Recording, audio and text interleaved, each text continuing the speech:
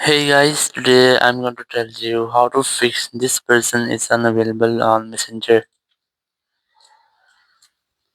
Hey, if you are using Facebook Messenger and you are facing this type issue that whenever you try to message any person or you see a message that the person is unavailable on Messenger. So let's see how can you fix that. So basically there is nothing fixed that for this problem because it helps when the person has been blocked you. If you're facing this type of issue, so it's mean that the person has been blocked you on Messenger or on Facebook.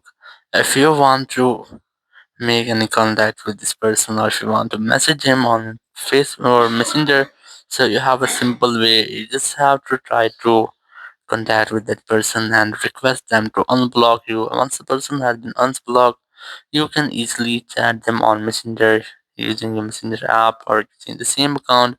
Otherwise, there's no any other way. Or if you still want to chat with the same person using the Messenger app, so you have to switch your account and after that you have to retry. So it might be that you will be able to chat with the person on the Messenger. Thank you very much for watching the video. Until next video, bye bye.